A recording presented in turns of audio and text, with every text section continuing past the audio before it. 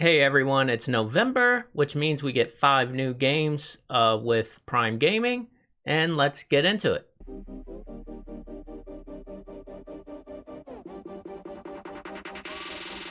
So this month we finally get more themes. In October we of course had mostly Halloween themed games, but now we get into probably more, this is like RPG-ish. There's a decent theme. All these games are pretty long, so you get a lot of time for free games. So let's get into it with the first game, Aurion. Sorry if I pronounced that wrong. I tried my best.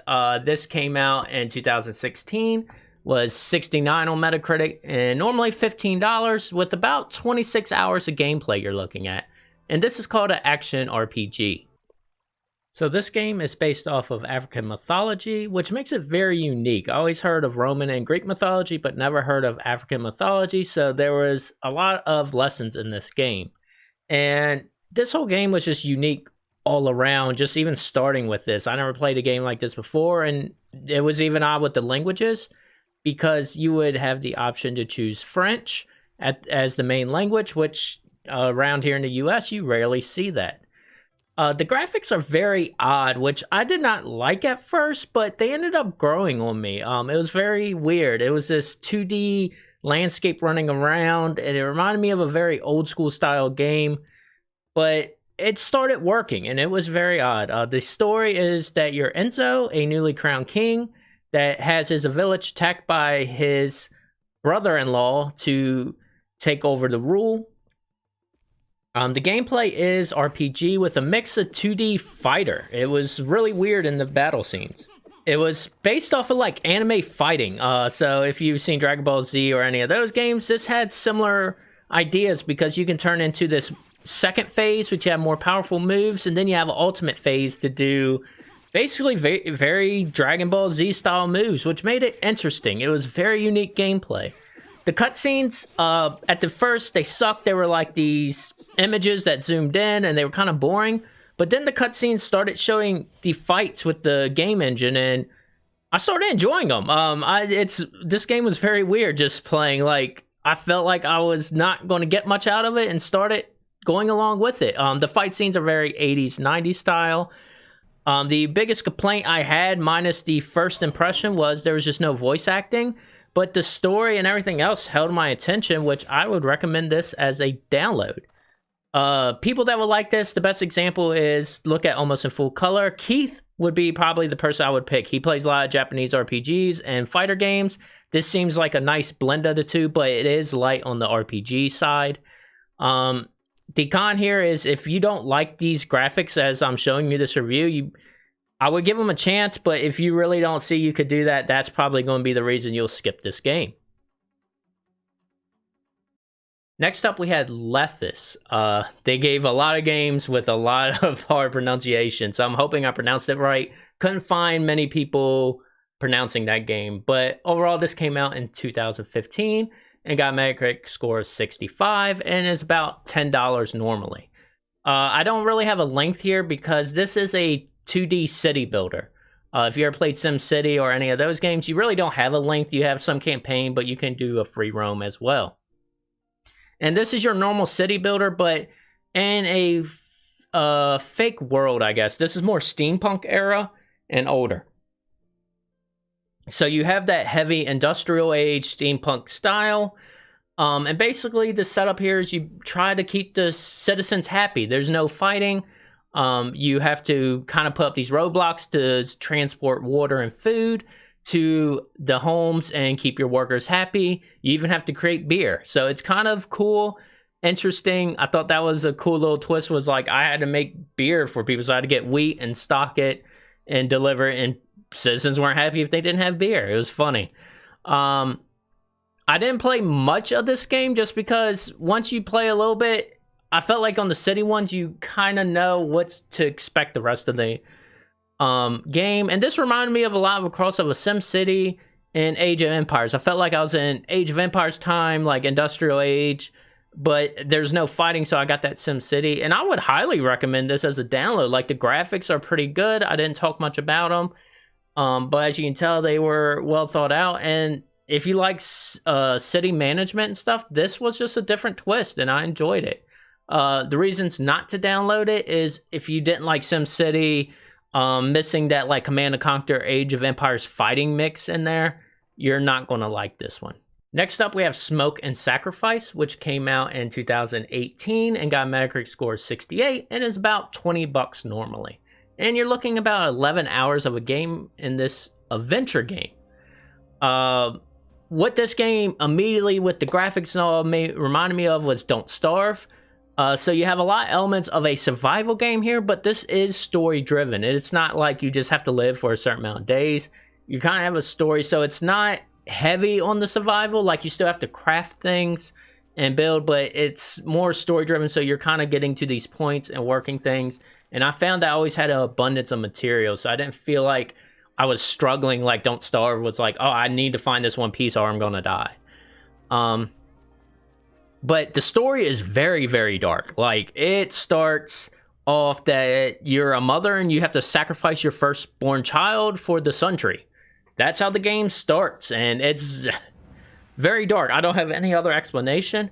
But what you find out is there's something else going on with the temple, and you get teleported into the underworld where the babies aren't probably killed off, you're finding out. So some lightheartedness coming in, but still a very dark game. They have a night phase in here, which is just smoke, and you need a lantern to survive.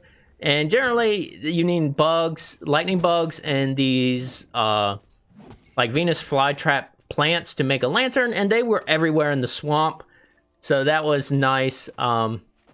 They had unique enemies. I like the look of the game.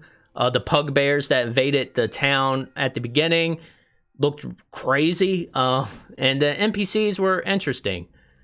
At first, this didn't really draw me in because I'm not a fan of the survival games, but the story held me, and I had a mixed feeling of what to give this game. But overall, I think I would say this is a download. It was worth trying. I was on the fence, but like I said, it's definitely worth trying, and you may like it. Like I said, I did start liking this, even though I'm not a fan of the survival game. So the pro here is if you just want a survival game with more of a story, you have it. The con here, if you've seen the games like Don't Starve, and that wasn't to your liking, you're probably not going to have a fun time, but it did convert me, so take that into this judgment. Next up, we have Victor Vaughn, which came out in 2015 and got a pretty decent Metacritic score of 75, and you're looking at $20 normally, and again, an 11-hour game. This is an action RPG. Basically, you're in that world of vampire hunters. So you're a hunter, and you get a message from your friend to go to this town that's been overruled by monsters. And that's basically the plot there, and you start helping out this town the more you investigate what's going on. The voice acting here was pretty decent. You actually had voices for the text, which I will admit there's some bias because this was like the only game that talked during this month. So that's why it stood out to me, but it wasn't bad. And it got the story along, and I enjoyed the narrator. You have voice inside your head talking to you as well. This is like that Diablo-style game where it's the camera's up top and you're fighting around. I enjoy the look of the game, and I didn't have no trouble with the camera as much. You can move it around, and big walls would disappear, and I did like what the bosses look like, and this game had a decent difficulty to it. I picked normal, and there's times I couldn't really stay and fight. I have to run around, dodge, and you had to learn what all the enemies did. So that was there, and I really enjoyed all the bad guys. The first boss I fought was your friend Adrian, and that was an interesting battle, and it was pretty difficult at first. Like, if you weren't paying attention, you would die pretty quickly. Again, the graphics were really good. The story here was probably the more on the lacking side. It was kind of basic to me. It was just, I'm that vampire hunter and I'm here to save the day kind of style. So I didn't find much there. I just found this as a normal action game, and I'll say download it. It was entertaining. I was having fun. If you like that Van Helsing era, this will be the pro here, because this kind of touches on a lot of that style. I wouldn't say it's a similar world, but you just have that hunter style story. The con here is if you're looking for a game with a little more meat to the story, you may want to look somewhere else. And if you just hate this camera style, because I know some people don't like games like this, but overall I felt it worked well with the controller and I enjoyed it. Last up, we have A Knight's Quest, which came out in 2019 and has a Metacritic score of 58 and is about $25, and you're looking at 15 hours of gameplay in this action adventure. Man, the beginning of this, all I have to say is I could tell the Zelda influence immediately. I didn't play a lot of the newer ones. I did play the last real Zelda game I did play was Twilight Princess for the Wii. But I could tell the N64 Wii-style Zelda influence here, especially when you get your first sword and shield, how the camera did, and the lock-on. I just felt the influence, but that's not usually a bad thing. So you're this guy named Rusty who explores, and while you're in a cave, you waken up this crystal thing, and the world is in chaos. So you're trying to find the Guardians to help save and get special powers to protect it. I enjoyed the graphics a lot. I liked how this game looked. It was that cartoony. The bad guys looked pretty cool. I enjoyed it. The only issue would be Rusty's face is a little weird. I don't know why I thought that, but that was the only odd part here. The combat is very simple. So you have this lock-on that has this auto block. So while you're not swinging, you're blocking. But there was some hiccups with fighting, like you don't get no response to the bad guys, but you get over that pretty fast and learn like when they're about to swing. So like these skeletons, I learned I could probably hit them like 5 or 6 times before I had to back off and wait for their swing and fight. So it wasn't much core in the gameplay there. The bad guys would attack, like I mentioned, so that was interesting. Unique bosses. I enjoyed the bosses here. The first boss was very fun. This guy was pretty big, and then he pulls out like an ad, and that is his weapon, and I laughed at the fast, furious punches it did. That made me laugh, and this game has a lot of comedy to it. I don't know what it's really geared towards. It looks very kiddish game, but I did see a cuss word or two, so it might be for fans of the old Zelda games, I think. Which I don't know, the story didn't have enough meat there. It did make me laugh a couple times, but felt it was very generic. And then I was running in temples to fight, which I got the Zelda feel, so I kind of knew what was happening. And this is an open world-ish game. A lot is blocked off at first. There's a lot of these knights blocking off with fences, like construction fences, which don't make sense in this time, but oh well. And you have to unlock skills to continue on, but you can kind of run around and find things, which is cool. Again, I already mentioned the temple dungeons. There's a lot of puzzles there, which I always enjoyed. And I thought they were pretty well done. I didn't have any issues. When you get into some areas where you have like the invisible wall pops up until you clear all the enemies, how you know you're done, it does this weird zoom in on your character. And which was cool at first. And then when you realize what's happening, it's like, okay, it's just showing that I cleared the area, I can continue. But it takes up so much time that when you see it like the third time, you're like, I'm done with this. That was probably my biggest complaint.